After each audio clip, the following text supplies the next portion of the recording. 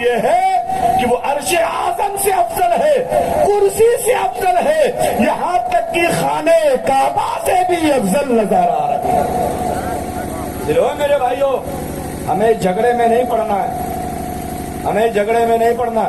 اب تینوں اماموں نے کہا اچھا ایک بات بتاؤ، طواف ہوتا ہے کعبے میں، قربانی ہوتی ہے کعبے میں، زمزم پیا جاتا ہے کعبے میں، سب کچھ ہوتا ہے، صفا مروہ پہ دوڑا جاتا ہے کعبے میں، مینا میں نماز پڑھی جاتی ہے، مکے میں مزدلفہ میں قیام کیا جاتا ہے، مکے میں سب کچھ تو مکے میں ہے، مدینے میں کیا ہے؟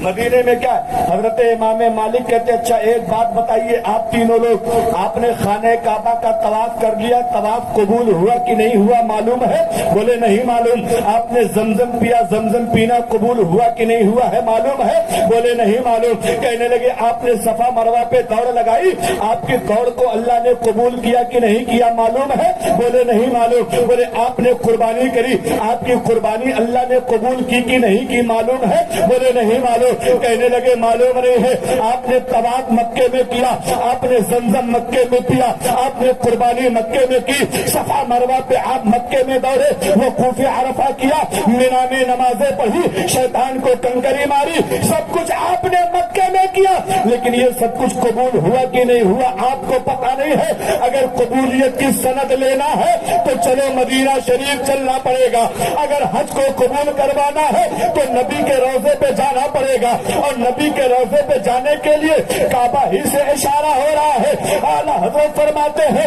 غور سے سن تو رضا، کعبے سے آتی ہے صدا، میری آنکھوں سے میرے پیارے کا روضہ دیکھو۔ ہم نے پوچھا اعلیٰ حضرت ایک بات تو بتائیے، کعبہ نام ہے دیوار کا، کعبہ نام ہے پتھر کا، کعبہ نام ہے مسالے کا، کعبہ نام ہے چھت کا، کعبہ نام ہے دروازے کا، کعبہ تو بولتا نہیں ہے، ہمارے گھر کی دیوار بغل میں ہے، اس سے پوچھو کہ معراج بھائی کا گھر کہاں ہے، یہ دیوار نہیں بولے گی۔ پوچھو قاری نصیر صاحب کا حجرہ کہاں ہے، دیوار نہیں بولے گی۔ پوچھو خزانچی صاحب کا مکان کدھر ہے، دیوار نہیں بولے گی۔ پھر اعلیٰ حضرت نے کیسے کہہ دیا، غور سے سن تو رضا، کعبے سے آتی ہے صدا۔ ہم نے پوچھا حضور اعلیٰ حضرت ذرا بتائیے، کعبہ کے پاس بولنے کے لیے زبان نہیں ہے، پھر کعبہ کیسے کہہ رہا ہے، کعبے سے صدا کیسے آ رہی ہے؟ اعلیٰ حضرت فرماتے ہیں تم نے غور نہیں کیا، کعبے کی چھت پہ ذرا دیکھو۔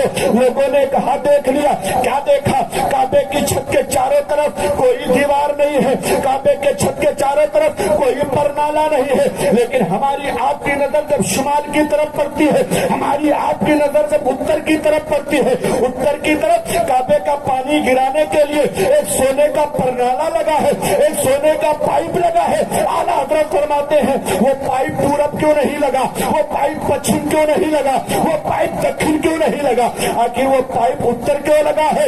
تو فرماتے سنو، اتر اس لیے لگا ہے کہ وہ پرنالا اشارہ کر رہا ہے، حاجی تو نے زمزم پی لیا، قبول کروانا ہے تو اسی راستے مدینہ شریف چلا جا، تو نے طواف کر لیا ہے، قبول کروانا کہ یہ راستہ پکڑ لے، مدینہ شریف چلا جا۔ اب حاجی سب کچھ کر کے جب مدینہ پہنچا، نبی کے روضے پہ حاضر ہوا تو نبی کی پیاری حدیث نظروں کے سامنے آ گئی۔ نبی فرماتے ہیں من زارا قبری وجبت لہو شفاعتی، جس نے میرے قبر کی زیارت کر لی اس کی شفاعت واجب ہو جاتی ہے، اس کے لیے جنت واجب ہو جاتی ہے۔ سبحان اللہ، ماشاء اللہ، سبحان اللہ، سبحان اللہ۔ تو میرے بھائیوں اس جھگڑے نہ پڑو۔ اعلیٰ حضرت فرماتے حاجیوں آؤ شہنشاہ کا روضہ دیکھو۔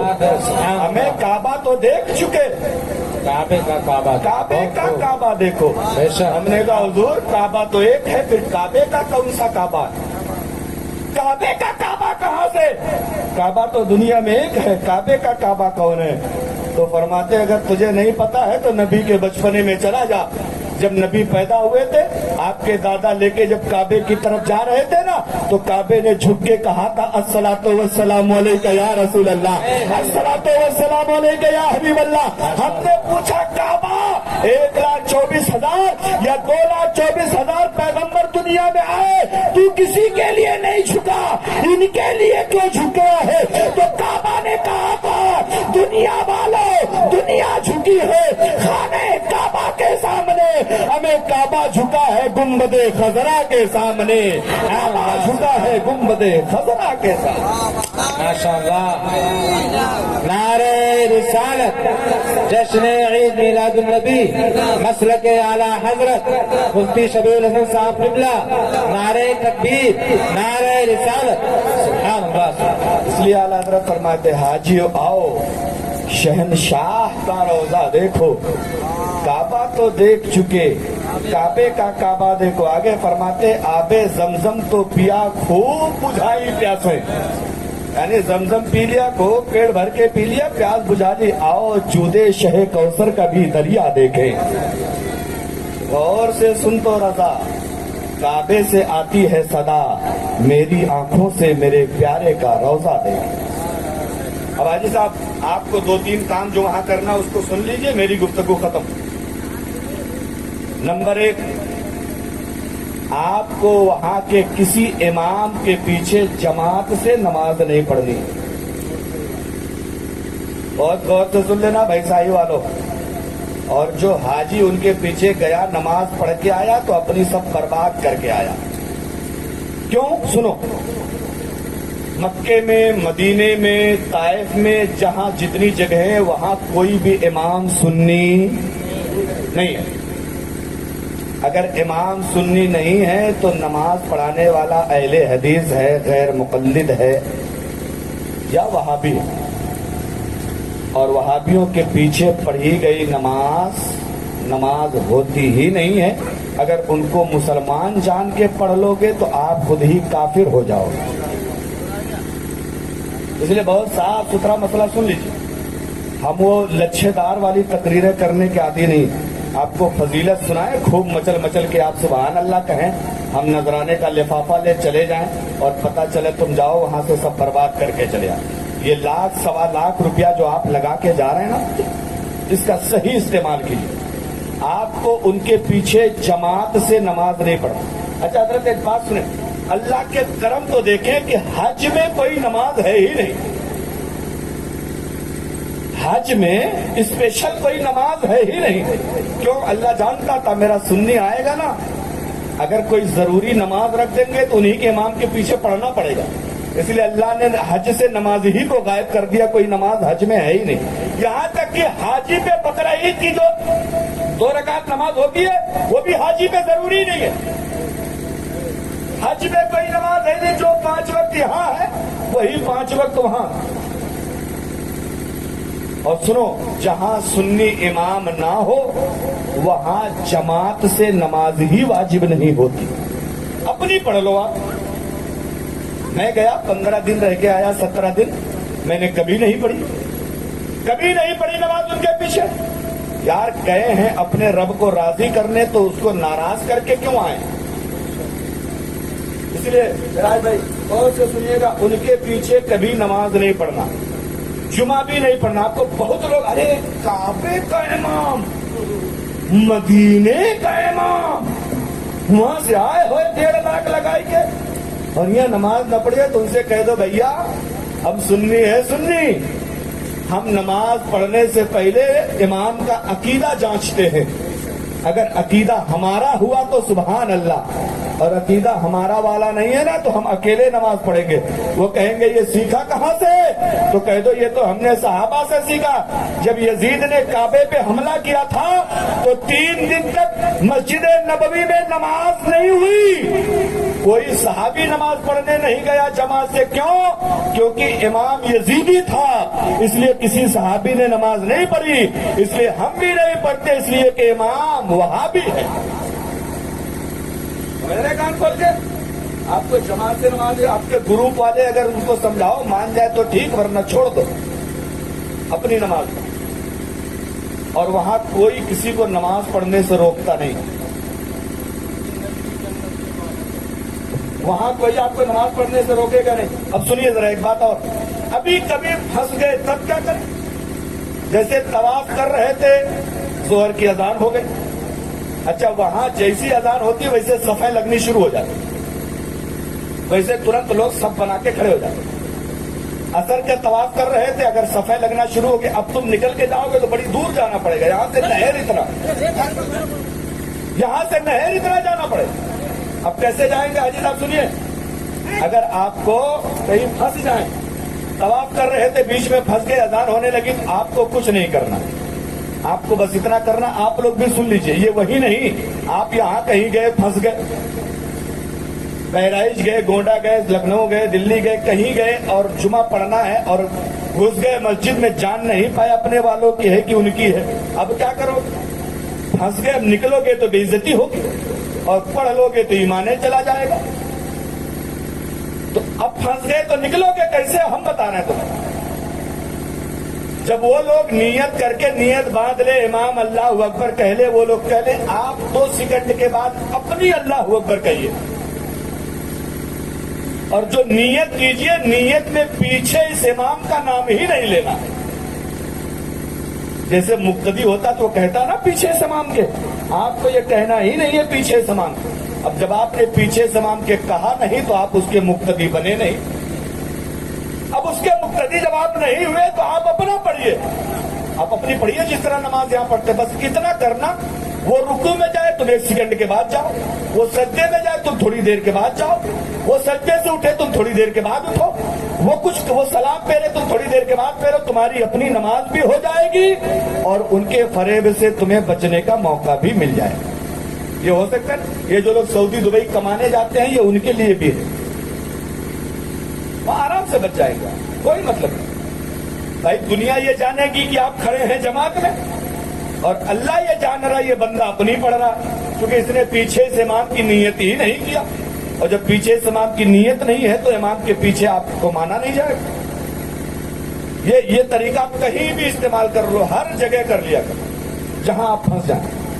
اب ایک بات ہو گئی، اب دوسری بات سنیں، آپ کو وہاں جو گوشت کھلایا جاتا ہے ہوٹل میں، وہ گوشت نہیں کھانا ہے۔ اب آپ چکر میں پڑ گئے، حضرت 1 لاکھ روپیہ لگا ہوا ہے، پورا بفٹ سسٹم، کھانا پینا تینوں ٹائم کا اسی میں شامل ہے، اب کیسے ہوگا؟ تو سنیے، وہ گوشت کون کاٹتا ہے، کہاں سے کٹ کے آتا، کاٹنے والا کون ہے آپ کو پتا نہیں، یہاں تک کہ جو ایجنٹ آپ کو لے کے جا رہا ہے ٹریول کمپنی والا، اس کو بھی پتا نہیں گوشت کس نے کاٹا، وہ تو بازار سے گیا، فریزر میں رکھا ہوا ہے، وہاں سے اٹھا کے لایا، پکوا دیا۔ اب سنیں، مکے شریف میں 99% وہی لوگ ہیں، تو امید یہ ہے کہ ہو سکتا ہے آپ کا گوشت کسی وہابی نے کاٹا ہو، کسی اہل حدیث نے کاٹا ہو، اور آپ اس کو کھا لیں گے تو سمجھ لو آپ نے مردار جانور کھایا ہے، اور مردار کھانا حرام ہے، اس لیے کہ وہابیوں کا، دیوبندیوں کا، اہل حدیثوں کا ذبح کیا ہوا گوشت اور ان کا جانور کھانا حرام ہے، اس لیے آپ کو وہاں 15 دن گوشت نہیں کھانا، وہاں ایک آئٹم نہیں ہوتا، وہاں کئی سارے آئٹم ہوتے ہیں، دال رہے گی، سبزی رہے گی، اور بھی کچھ رہے گا، لیکن گوشت نہیں کھانا، گوشت بکرے کا بھی رہے گا نہیں کھانا ہے، بڑے کا رہے گا نہیں کھانا، اونٹ کا ہو سکتا ہے نہیں کھانا ہے، دمبے کا ہو سکتا ہے نہیں کھانا ہے، چکن ہو سکتا ہے، مرغے کا گوشت، آپ کو گوشت پہ ہاتھ ہی نہیں لگانا۔ سمجھ رہے نہیں میرا بھائی؟ ہاں، آپ کو بھی بتائیے، وہاں من کو بہت کرے گا کیونکہ اتنا بڑھیا بنا ہوتا ہے وہ نا، میں اس لیے بتا رہا ہوں کہ میں بھگتا ہوا ہوں، ہاں میرے اوپر بیتی ہے، اور ہم لوگ مولوی آدمی حضرت 3 دن گوشت نہیں ملتا ہے تو نانپارہ بریانی کھانے جانا پڑتا ہے، ہاں یہ سچی بات بتا رہا ہوں میں اپنی بات، اگر 2-3 دن 4 دن گوشت نہیں ملا تو لگتا ہے کہ خدا جانے کیا غائب ہو گیا، نانپارہ بریانی کھانے، میں اپنی بات بتا رہا ہوں، سب کی نہیں کہہ رہا ہوں، میں جاتا ہوں، سمجھے؟ اب سوچو ذرا، جو مولوی 4 دن نہ جھیل پائے وہ 15 دن کیسے جھیلا ہوگا؟ تو میرا ایک دوست رہتا تھا مدینہ شریف میں، نیپال گنج کا رہنے والا، مدینہ شریف کا میرا دوست مدینہ شریف میں رہتا تھا، میں نے اس کو فون کیا، میں نے کہا یار بھائی دیکھ بڑا پریشان ہو گیا، مکے والے 8 دن تو کٹ گئے جیسے تیسے، لیکن اب مدینے والے نہیں کٹ رہے، بولا حضرت ہوا کیا؟ میں نے کہا گوشت نہیں کھانے کو ملا، تو بولے تب چلیے ہوٹل پہ کھلاتے، بولے ہوٹل والا کھانا ہوتا تو ہمارے ہوٹل میں تو روز رہتا، بولے تب ہم نے کہا جاؤ کہیں سے مرغی خرید کے لاؤ، اپنے ہاتھ سے کاٹیں گے، وہ بھلا آدمی گاڑی اٹھایا چلا گیا مدینے کے دیہات میں 35 کلومیٹر دور، وہاں سے لایا لوکل مرغا خرید کے، اپنے ہاتھ سے کاٹے، خود ہی اسی کے کمرے میں بنائے اور بنا کے پھر اس کو ہم لوگ کھائے۔ کہنے کا مطلب ہے آپ بچنا چاہیں گے تو شریعت میں بہت راستے ہیں بچنے کے، اس لیے آپ جا رہے ہیں اللہ کی عبادت کرنا. سنیں، اور حرام چیز کا ایک لقمہ اگر آپ نے اپنے منہ میں نگل لیا تو 40 دن تک آپ کی کوئی عبادت اللہ قبول نہیں فرماتا. اب ذرا سوچ کے دیکھیے، آپ وہاں گٹر گٹر کھا رہے ہیں حاجی صاحب لوگ گوشت، جب حرام کھائے ہو تم وہاں مدینے مکے میں جا کے تو تمہارا حج اللہ کیسے قبول کرے گا بتاؤ؟ اسی لیے حاجی وہاں سے آتا ہے تو حاجی نہیں پاجی بن کے آتا. ہاں آتا ہے تو چلے، اگر کوئی حاجی حج کرنے گیا اور وہاں سے آیا یہاں سدھر گیا تو سمجھ لو حج قبول ہے، اور اگر نہیں سدھرا تو سمجھ لو یہ ڈنڈی مار کے آیا ہے. ہاں یہ 2-3 لاکھ روپے پھینک آیا، اور یہ سچی بات بتا رہا ہوں میں. یہ حج کے قبولیت کی علماء نے نشانی بتائی ہے کہ حج کے قبول ہونے کی نشانی ہے حاجی گیا حج کرنے، وہاں سے آیا تو سدھر گیا تو سمجھ لو حج قبول. اور آج کل تو آدمی حج کیوں کرتا معلوم؟ پہلے 3% سود لیتا تھا، اب حاجی صاحب کی آڑ میں 5% لے رہا. بڑے بڑے حاجیوں کو ہم نے سود کا کام کرتے دیکھا. ایسے حاجی اتنا کوٹے جائیں گے قبر ہی سے ان کا حال بگاڑ دیں گے فرشتے مارتے مارتے، سمجھ رہے؟ اس لیے میں معراج بھائی سے گزارش کروں گا کہ 2-3 کام آپ وہاں کر لیں، باقی جتنا گھومنا ہے گھومیے. نمبر 1، ان کے پیچھے نماز نہیں پڑھنی اور ان سے بحث بھی مت کیجیے. بحث کریں گے تو آپ مصیبت میں پڑ جائیں. بحث نہیں کرنا بھائی، نہیں من کرتا نہیں پڑھنا ہے. اور کوشش یہ کیجیے نماز کے وقت وہاں جائیے مت، جیسے دیکھیں اذان ہونے کا ٹائم ہو حرم سے باہر نکل جائیے.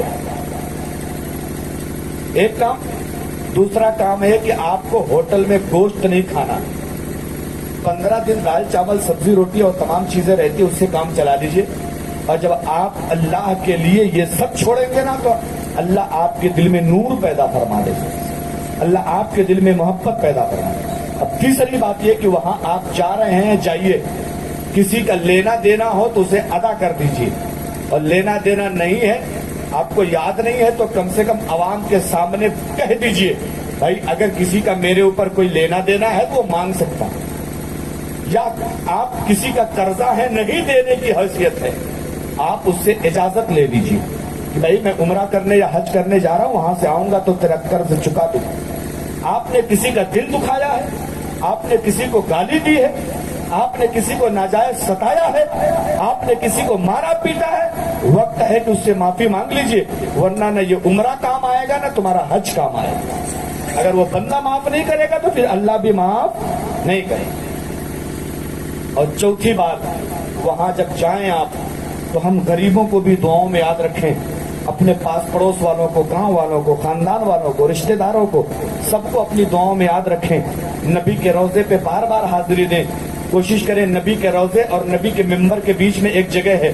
اب تو ٹوکن ملتا ہے، ہم لوگ جب 2017 میں گئے تھے تو ٹوکن نہیں ملتا تھا، رات میں 2-2:30 بجے جانا پڑتا، جس کو کہتے ہیں ریاض الجنہ.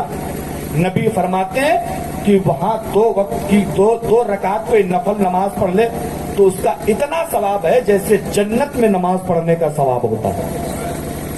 نبی کے ممبر اور نبی کے روضے کے بیچ، یعنی نبی کی قبر اور نبی جس ممبر پہ کھڑے ہو کے خطبہ دیتے تھے ان دونوں کے بیچ میں ایک جگہ ہے، وہاں ہری ہری قالین بچھی ہوگی، وہ آپ کو وہاں دکھائی پڑے گا. وہاں لکھا ہوا ہے شفاعتی لأہل الکبائر من امتی، میری شفاعت میری امت کے بڑے بڑے گنہگاروں کے لیے کی جائے گی. وہاں جائیے تو اس میں کوشش کر کے 2 رکعت نماز پڑھ لیجئے، اور 5 نمازیں کوشش کیجئے کہ آپ مکہ شریف میں حرم میں پڑھیں، مدینہ شریف میں پڑھیں، اور ان کے پیچھے نہ پڑھیں. ان کو آپ جائیں گے تو خود ہی دیکھیں گے نا، وہ اتنے بڑے کتے ہیں کہ جوتا پہن کے کھڑے ہو جاتے ہیں. ہاں میں سچ بتا رہا ہوں، جوتا پہن کے کھڑے ہو جاتے ہیں نماز پڑھنے.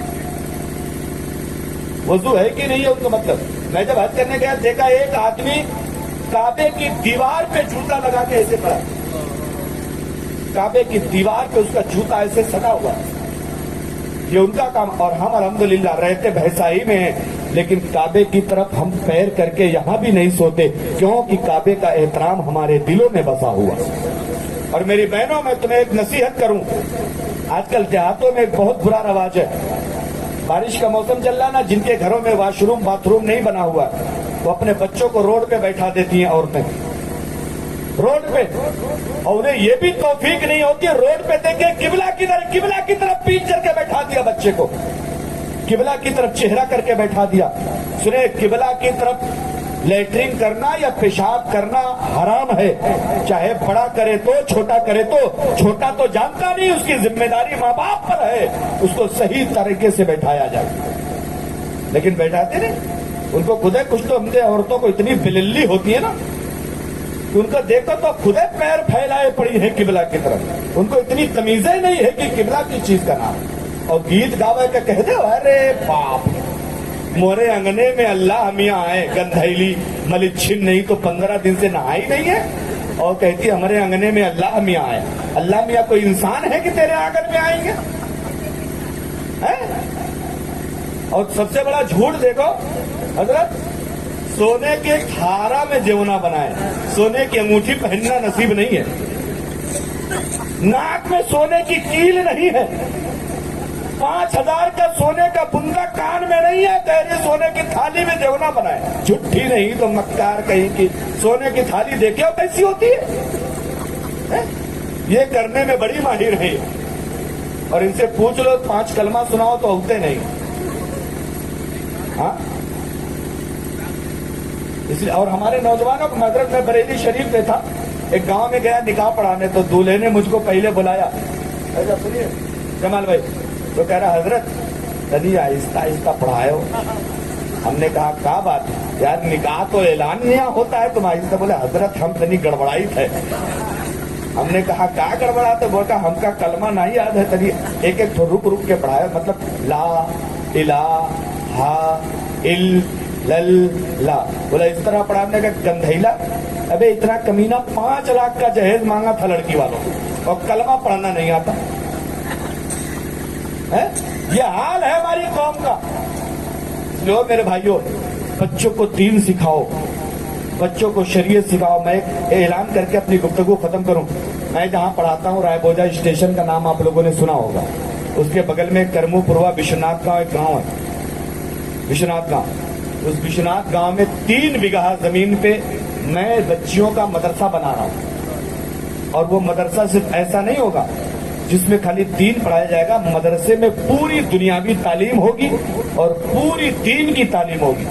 और अल्हम्दुलिल्लाह बुनियाद मुकम्मल हो गई है, पिलर खड़े हो गए, मिट्टी पड़ चुकी है। और अल्लाह ने चाहा तो ईद आने से पहले पहले अल्लाह ने अगर हमारी आपकी जिंदगी सलामत रखी तो छत पड़ जाएगी। इसलिए मेरी गुजारिश, दीन पढ़ाओ बच्चों को। और दूसरी गुजारिश ये है कि ओ मेरी बहनों, आजकल बड़े लोग हैं तुम्हें झांसे में फंसाने वाले, बड़े लोग हैं तुम्हारा इमोशनल ब्लैकमेल करने वाले, बड़े लोग हैं जो तुम्हें मोबाइलों पे चैट करके, व्हाट्सएप करके, मैसेंजर के जरिए, फेसबुक के जरिए तुम्हें फंसाते हैं, और फिर तुम अपना धर्म परिवर्तन कर लेती हो। खुदा के वास्ते ऐसे लोगों के चक्कर में मत पड़ो, तुम्हारा दीन भी तबाह हो जाएगा और तुम्हारी दुनिया भी तबाह हो जाएगी। समझ रहे? यही चंद गुजारिशात हैं।